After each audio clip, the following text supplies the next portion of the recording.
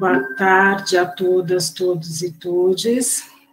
Hoje o tema do nosso encontro é 520 anos de luta antirracista no Brasil, balançando as estruturas. Nós temos a felicidade de contar com o professor Flávio Gomes, que é historiador, ele é professor associado do Instituto de História da Universidade Federal do Rio de Janeiro e pesquisador do CNPq. Antes de passar a palavra para o professor Flávio Gomes, eu vou fazer minha audiodescrição, vou pedir para o professor Flávio também fazer. Eu sou uma mulher negra, de cabelos crespos, curtos, estou com uma blusa preta, com detalhes em renda, estou sentada muito próxima de uma parede de fundo branco. Professor Flávio Gomes, a palavra é com o senhor. Bom, boa tarde a todos, todas e todos, né? É uma satisfação, uma honra, agradeço muito o convite para conversar com vocês, profissionais da psicologia, psicólogos, agradeço muito o convite, estou conhecendo agora a professora Eliane e todos os demais coordenadores. A minha autodescrição, bom, eu sou um homem negro, né? Eu sou bem alto, tenho 1,93 m, mas eu estou sentado agora no Rio de Janeiro, que eu estou morando entre o Rio de Janeiro e Campinas. Estou sentado na minha casa no Rio, no quarto, uma parede branca, na lateral tem um armário embutido, e eu sou um homem negro com barba branca já, sou um homem de 57 anos, né? Enfim, estou mais para o último terço do que para o primeiro terço, né? A trajetória aí. Prazer.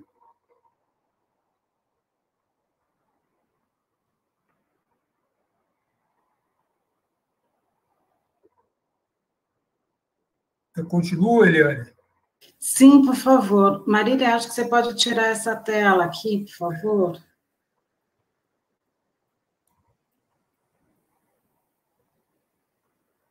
Sim. Posso ir? Pode. A aula é do senhor agora.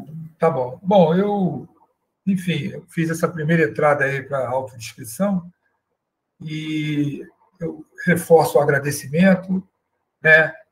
Para mim é uma experiência nova e é muito bom ter experiências novas, porque eu vou falar para profissionais de uma outra área. Até então eu nunca tinha falado. Eu sou professor da UFRJ, né, já há bastante tempo, dei aula na Universidade Federal do Pará também no início da carreira. Então, eu, no conjunto, né, 4 anos da Universidade Federal do Pará e mais agora 24 anos na Universidade Federal do Rio de Janeiro, eu tenho 28 anos como professor na universidade pública. Interessante é que eu, na condição de professor, eu já ofereci disciplinas, e eu eventualmente participei de debates com alunos dos cursos de Relações Internacionais, de Sociologia, de Antropologia, né, Serviço Social, de Educação, mas nunca tinha falado para um público de alunos e agora falando para um público de profissionais, né, na área de psicologia. Então, é um bom desafio, né? Então, um pouco das minhas expectativas, depois de apresentar, o que vocês querem, de alguma maneira, conectar com esse tipo de informação que a gente pode estar trazendo e também do sentido de sugerir reflexões, porque esse é o nosso conversa agora, sugerir reflexões. Eu achava que vocês podiam ter trazido um sociólogo para falar, né, ou um geógrafo, porque o pessoal da geografia está fazendo umas coisas muito interessantes, e aí vocês trouxeram um historiador.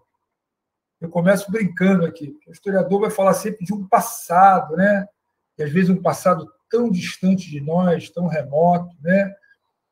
Então, o primeiro desafio que eu lanço aqui nesse papo para a gente, e é para botar todo mundo meio que, peraí, o cara já chegou assim, é a gente separar o que foi a escravidão no Brasil e o que é hoje o racismo no Brasil. Ou seja, a gente já começa a separar isso. Isso aí já dá uma meia dúzia de boas perguntas, né? Pô, mas não tinha racismo no período da escravidão? Tinha preconceito. Mas o racismo que hoje se vive na sociedade brasileira, ele é muito mais fruto do nosso período de pós-emancipação do que necessariamente só daquilo que foi vivenciado durante a escravidão. Então, essa já é uma primeira reflexão. O racismo no Brasil não é tão somente o legado de uma sociedade escravista. O racismo no Brasil, atualmente, né, isso que a gente chama, hoje virou uma grande tópica teórica, né, uma grande tópica explicativa, né, o racismo estrutural, né, ele é hoje fruto dessa sociedade brasileira contemporânea, das relações raciais contemporâneas.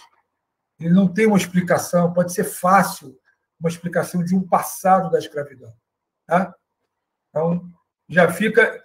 Eu vou retomar um pouco dessas questões, óbvio que vou tentar fazer um painel, né, dessa sociedade brasileira, né, o próprio título da minha fala, que é até bom, né, não fui eu que escolhi. Então, é bom que você pautado, acho que é bacana isso. 520 anos. Né? Então, já coloca a gente meio, olha, 520, o que é 520 anos do que a gente vai chamar de Brasil? Né? Algumas características. Né?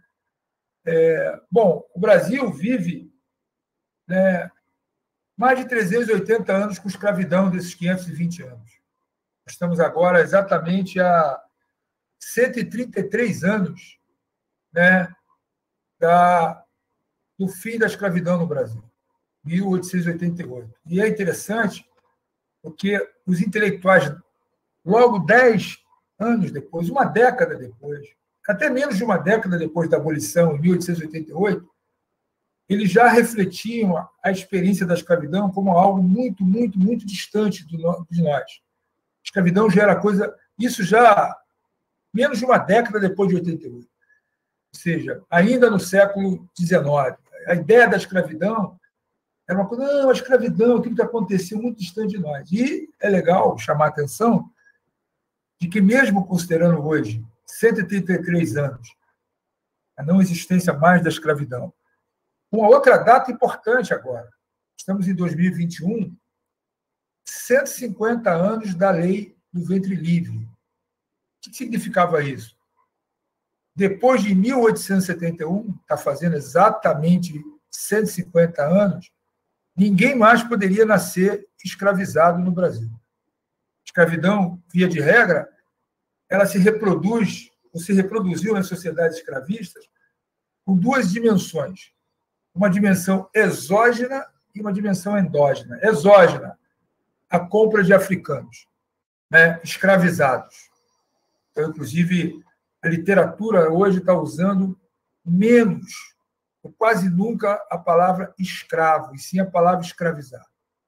Isso é muito importante, né? A própria reorientação das nomenclaturas por parte do historiador, como também nós, historiadores, não estamos mais usando a palavra crioulo, que é uma palavra completamente, não só dicionarizada hoje, como de uso no passado, principalmente no passado da escravidão. O que era o crioulo? Não tem nada a ver com cor. O crioulo era o filho dos africanos, ou de africanos, nascidos no Brasil. Não tem nada a ver com cor. Mas nós, historiadores, estamos reorientando a nossa nomenclatura. E eu, que já estou um pouco mais velho, tenho vários livros em que eu uso a expressão crioulo, agora eu estou muito mais cuidadoso. Eu não uso mais essa expressão, e qualquer texto que eu estou revisitando, eu tiro a palavra crioulo, porque, se a gente pode vir a discutir, a palavra crioulo tem uma dimensão fundamentalmente pejorativa na sociedade brasileira. Ninguém se dirige a nós, de pele preta, como crioulo no sentido positivo.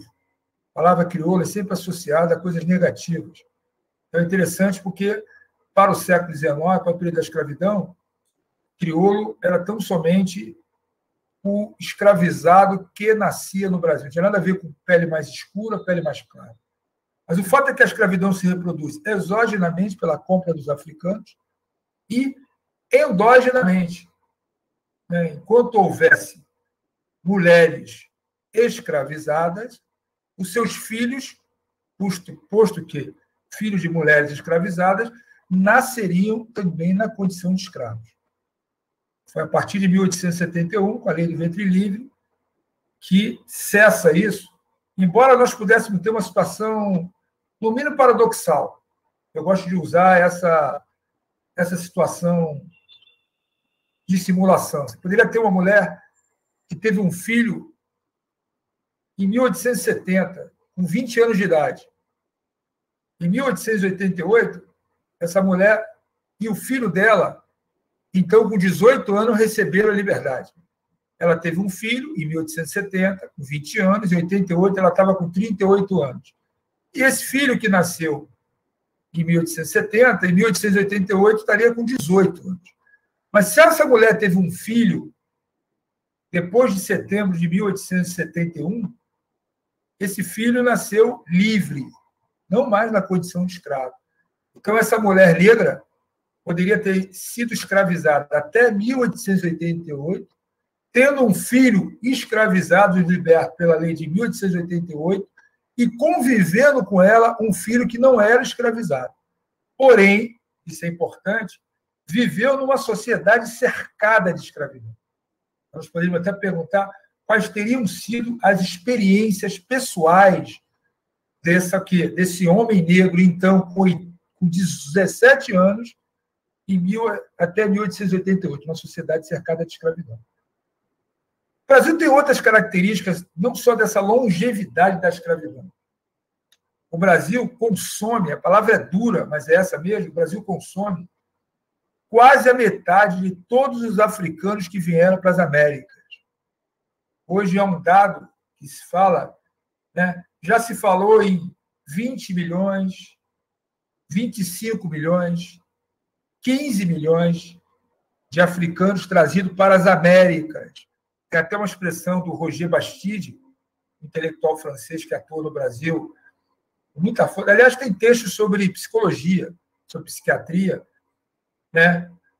Que ele tem uma expressão muito interessante, Américas Negras, né? Porque se você pensar o continente americano,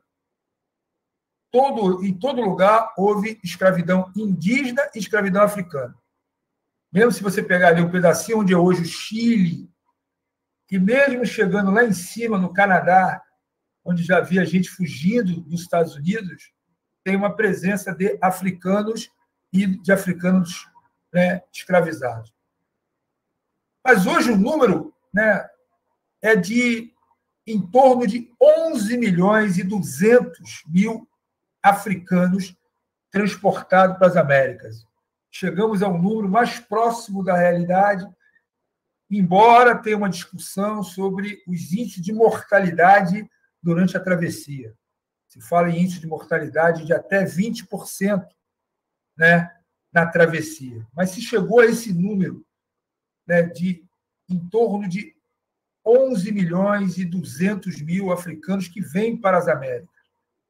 Quando eu digo que o Brasil consumiu quase a metade, o Brasil consome 46% de todos os africanos trazidos para as Américas, 46% vêm para o Brasil.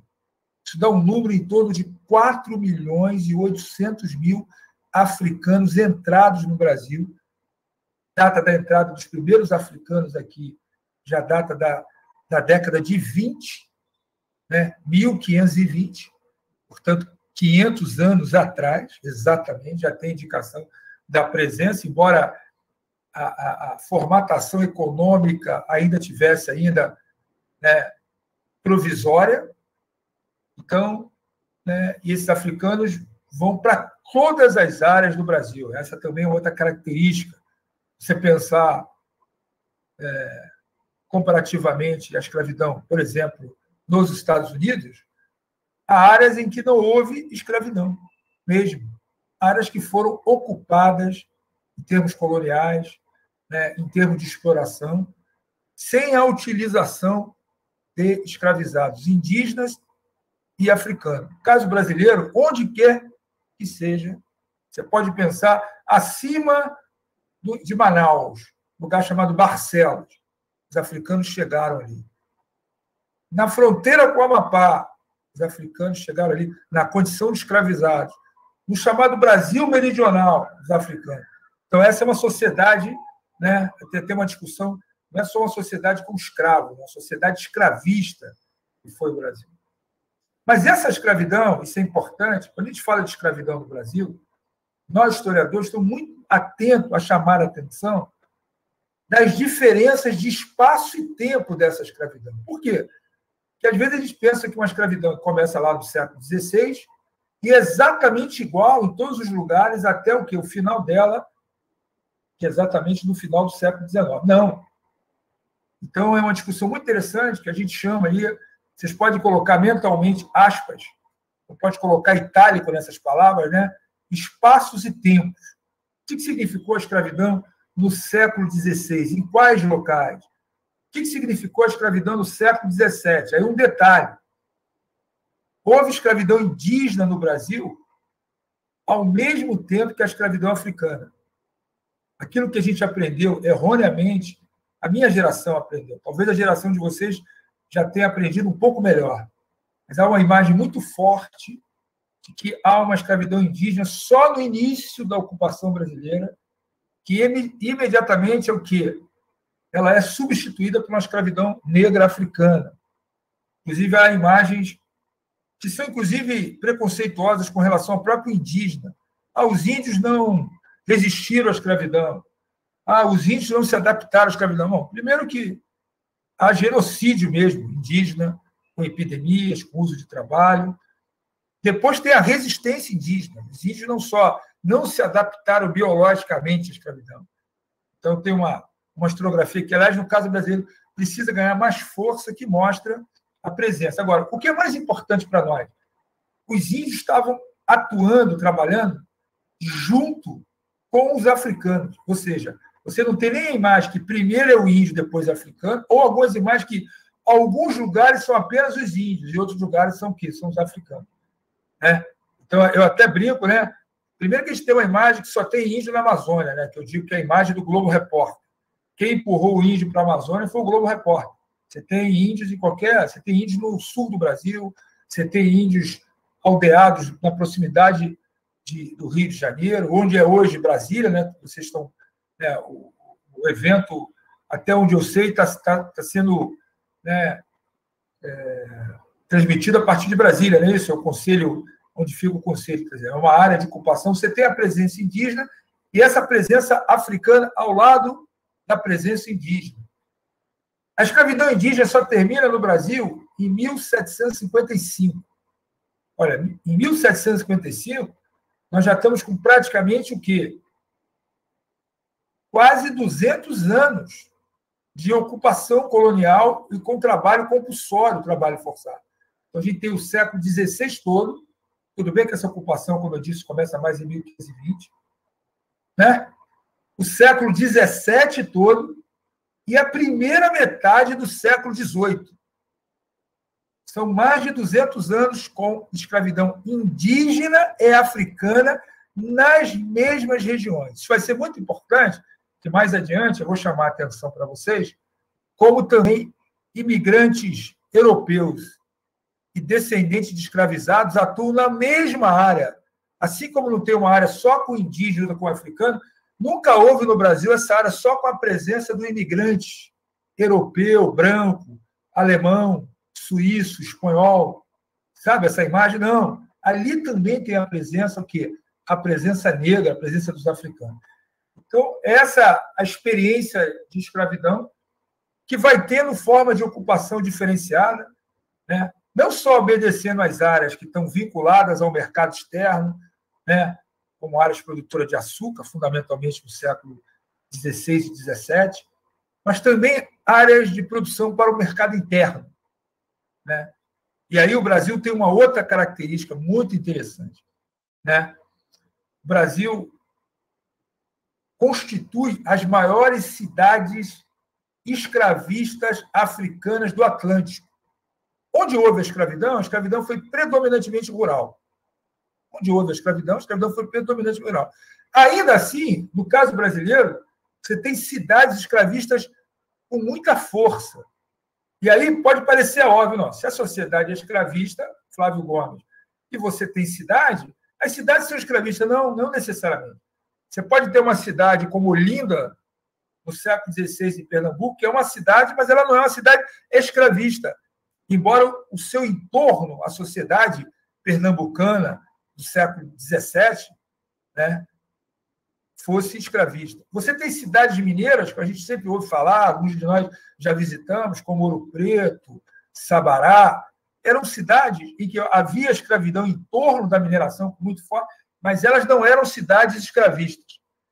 As cidades escravistas brasileiras, elas começam a ser delineadas fundamentalmente no final do século XVIII.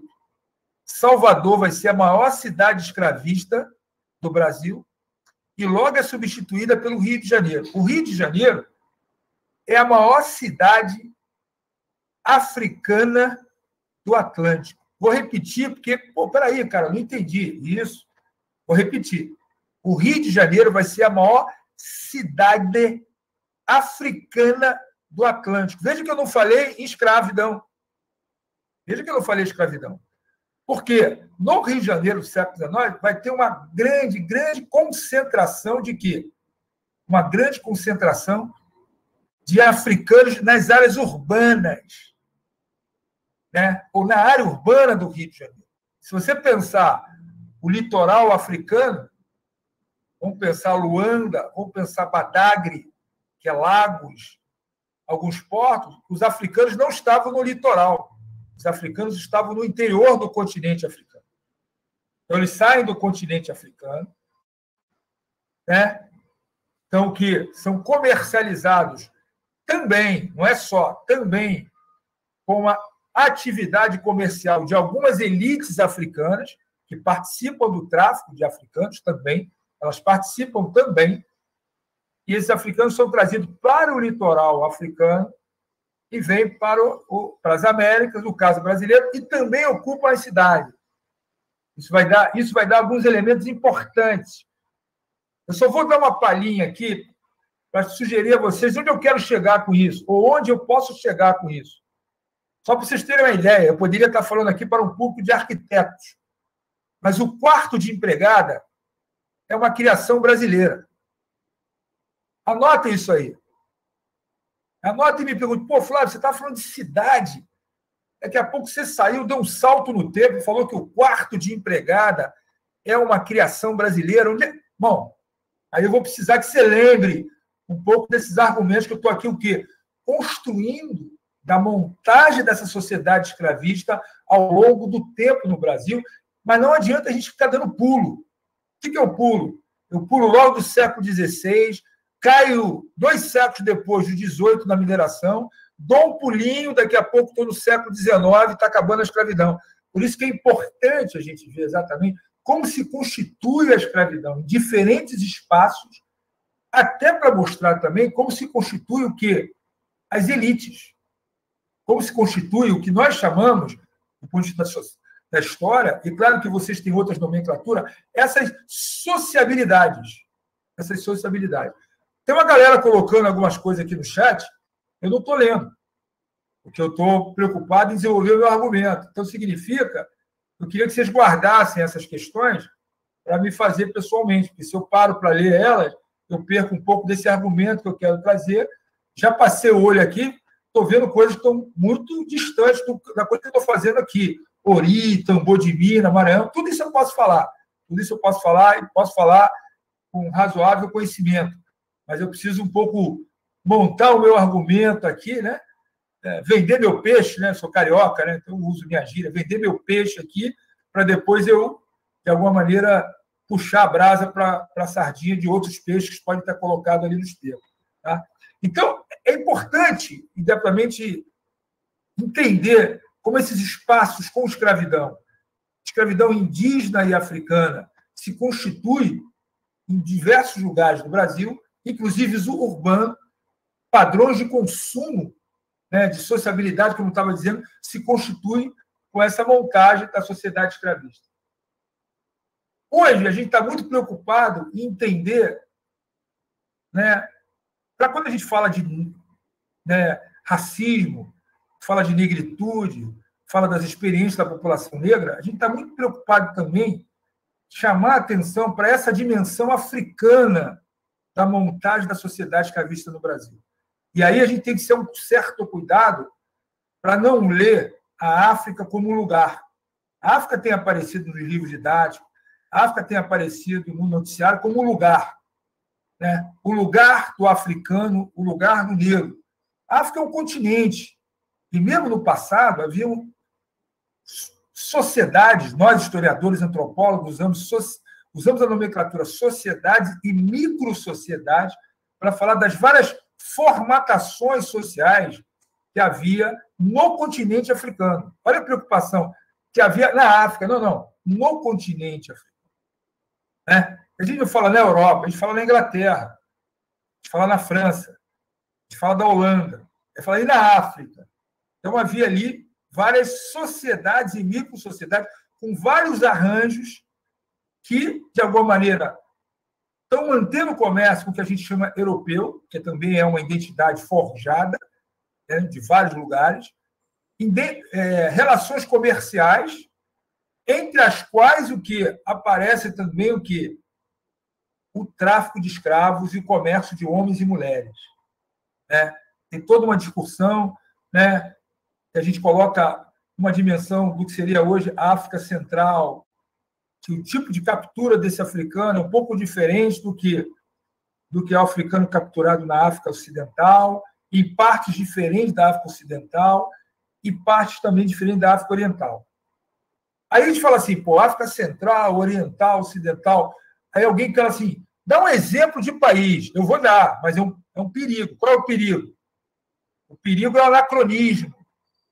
Porque o mapa, né, o mapa do continente africano hoje é o mapa da presença do colonialismo na África, e aí não é o colonialismo da África do século XVI, XVII, XVIII, é o colonialismo da África do século XIX. Em termos de nomenclatura, a conexão do Brasil colonial, nomenclatura, é com a África pré-colonial. Aliás, nós conhecemos pouco da África colonial. O que seria a África colonial? A África do século XIX, a África do final do XIX, início do XX, que nós aprendemos no livro didático a ideia da partilha da África, como as sociedades europeias continuam com o processo de colonização, do colonialismo, e a gente sabe bem, o mapa, né, do continente africano, ele tem algumas coisas quase retilíneas, que tem a ver com o quê? Com essa demarcação do colonialismo. Mas a gente pode, por aproximação, ter o cuidado de chamar a atenção de que a África que mais se conecta com o tráfico de escravos no Brasil é o que nós chamamos de África centro-ocidental, ou melhor, vamos falar de África central. Aí eu vou usar o politicamente incorreto. Seria hoje o quê? Congo, Angola, pedaços da África do Sul, pedaços da Namíbia. Né? Essa é a África central, que os africanos dessas regiões, dessas áreas, eles compuseram cerca de 70% dos africanos que vieram para as Américas, para o Brasil, né? 70% a 75% dos africanos que vieram para o Brasil são dessas regiões que eu tenho que tomar cuidado. Só Congo, nós temos 3 Congos. Que Congo? São 3 Congos. Né? A República Federal do Congo, a República Democrática do Congo, o chamado Congo-Brazzaville, né? Mas dessas regiões ali.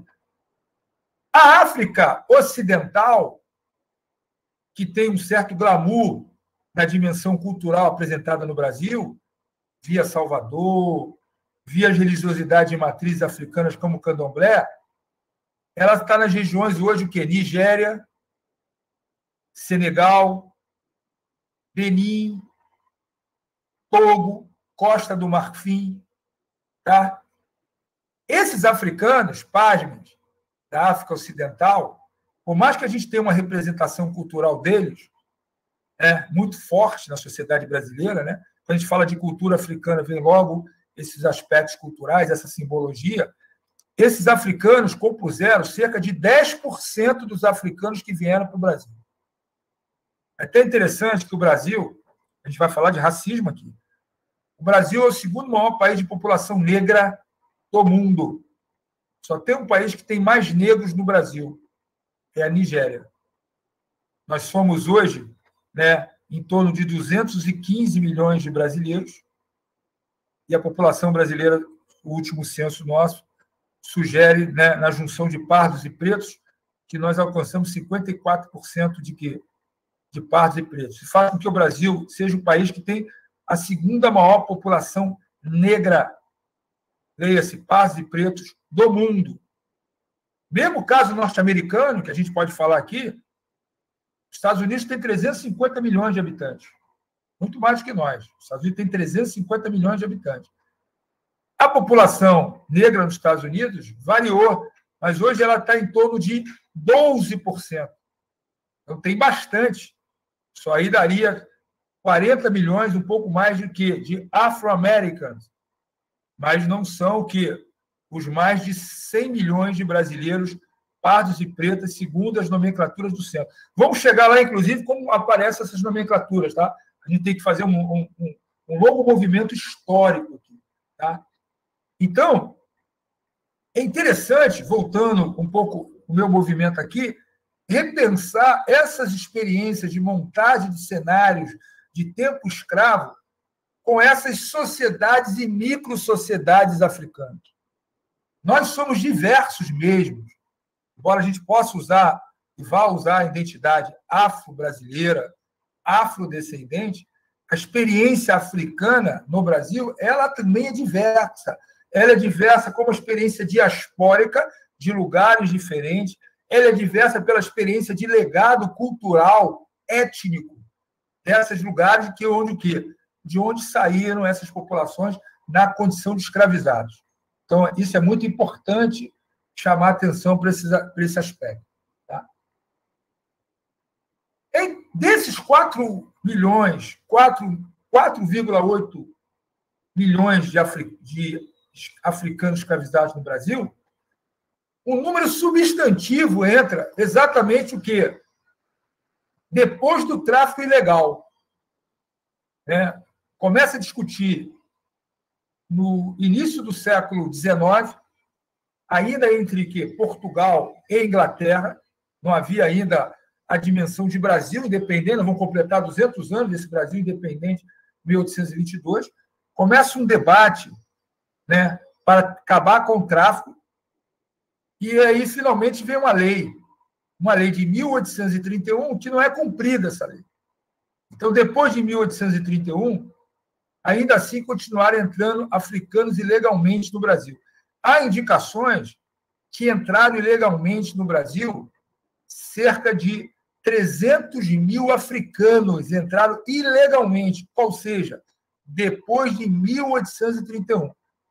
Foi necessário que houvesse uma segunda lei, a lei de 1850. Então, a gente aprende nos manuais didáticos a lei de 31, que a gente chama lei para inglês ver, lei que não é cumprida, e a lei de 1850. Isso abre um debate interessante, que alguém pode provocar, que é o debate sobre reparações, Eliane.